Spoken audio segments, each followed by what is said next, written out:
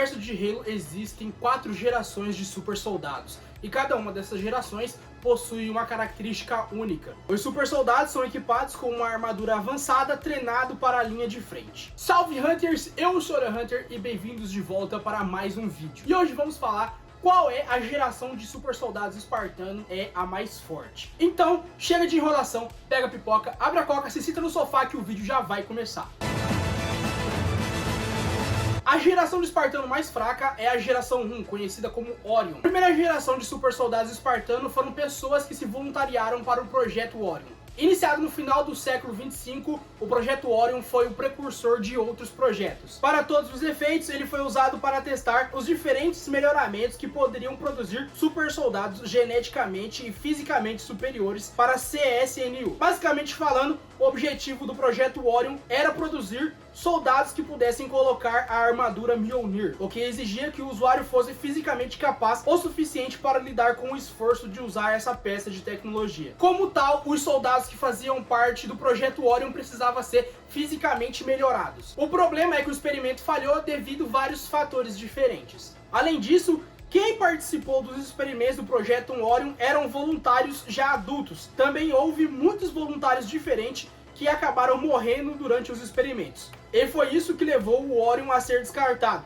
Os super soldados Orions que foram capazes de sobreviver ao processo eventualmente se tornaram humanos melhorados que eram mais fortes que os humanos normais. Nem todos os melhoramentos foram inteiramente bem sucedidos. Isso significa que nem todos que sobreviveram ao procedimento foram considerados super soldados aptos para o combate. Embora os Spartans 1 tenham se tornado mais fortes do que os soldados regulares, as melhorias que foram introduzidas a eles não foram totalmente eficazes. Isso significa que eles não são os melhores da geração. Eles são provavelmente os piores de todas as gerações. Em terceiro lugar vai ficar a quarta geração. A quarta geração do programa é o verdadeiro sucessor do Projeto Orion, a geração 1. Isso porque a geração 4 envolve melhorias a humanos que já são adultos, ou melhor, soldados já consolidados. E é por isso que a maioria dos super soldados da geração 4 eram da ODSTS, que eram humanos normais, mas são soldados consolidados no campo de batalha. Apesar de não serem fortes quanto os seus colegas espartanos, o programa da geração 4 é inteiramente voluntário, porque o Conselho de Segurança da ONU já não tinha que capturar crianças e convencê-las a vingar as suas famílias,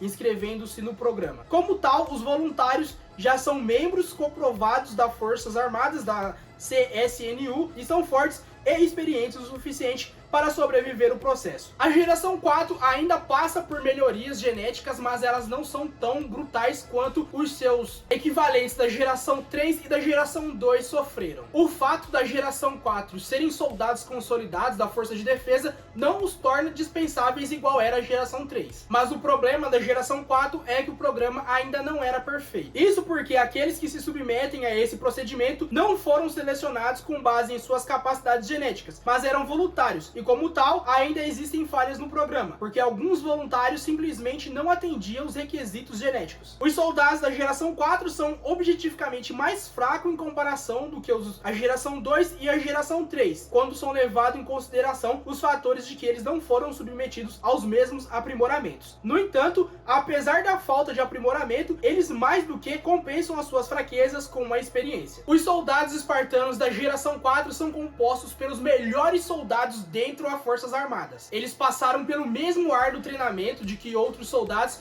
e se provaram ser muito capazes no campo de batalha. Dito isso, os espartanos da quarta geração são fortes o suficiente para enfrentar os espartanos de segunda e de terceira geração. O Fireteam Osiris do Jameson Locke foi enviado para enfrentar o Blue Team do Master Chief durante os eventos de Halo 5. Embora os homens de Locke possam objetivamente não ser tão forte quanto os membros individuais do Blue Team, eles ainda têm vantagem em termos de experiência, e é válido lembrar também que eles têm um melhor trabalho em equipe. Em terceiro lugar, vai ficar a terceira geração de espartanos. A terceira geração foi o sucessor da geração 2 e deveria ser o programa da próxima geração de super soldados da CSNU. O seu objetivo era produzir mais super soldados que fossem dispensáveis e mais acessíveis em comparação com a geração 2. Os espartanos da geração 3 eram geralmente crianças de colônias com uma idade de 6 a 11 anos e ficaram órfãos devido aos efeitos das diferentes guerras em que a CSNU estava envolvida. Eles poderiam lutar pelo Conselho de Segurança da ONU e se vingar das raças alienígenas que arruinaram as suas vidas. No entanto, a geração 3 são selecionados a partir de um grupo mais amplo de crianças e são submetidos a treinamentos e aprimoramentos mais eficientes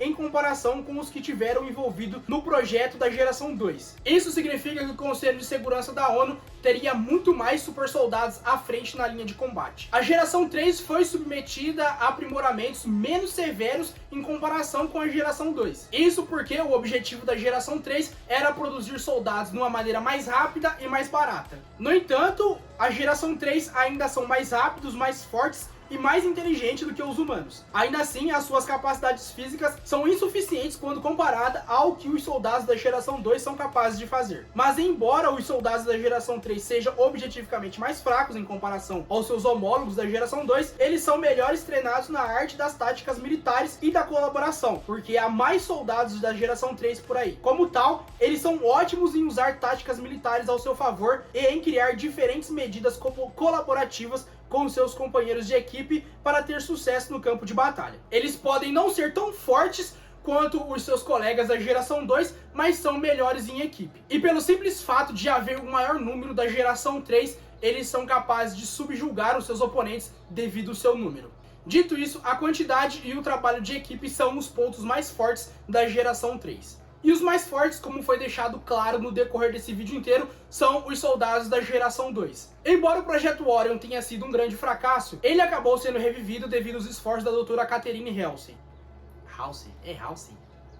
Ah, foda-se, agora vai Halsey mesmo. Que liderou o projeto e logo se tornou o programa espartano. Embora o Orion realmente tenha falhado, as falhas desse projeto permitiram que a Halsey melhorasse os experimentos e o seu programa espartano para produzir a segunda geração dos super soldados. O programa espartano envolvia a seleção de crianças que tivessem características genéticas superiores às de outras crianças de sua faixa etária. Essas crianças são as crianças com a maior probabilidade de crescerem e se tornarem mais fortes, maiores, mais rápidas e mais inteligentes do que as outras. Como tal, eles foram sequestrados aos 6 anos de idade e substituído por clones que acabariam por morrer. Depois de sequestrar as crianças, a Halsey e as pessoas por trás do programa espartano as submeteram a vários aprimoramentos mecânicos, biológicos, físicos, que permitiram que eventualmente se tornassem mais fortes, maiores, mais rápidos e mais inteligentes do que os humanos normais, embora eles já fossem, só que teve um plus aí. Os seus ossos também são aumentados para que se tornem mais duráveis. O objetivo desses experimentos de melhoria era tornar eles capacitados de utilizar a armadura Mjolnir, pois a armadura exige que o usuário seja superior aos humanos normais. Isso porque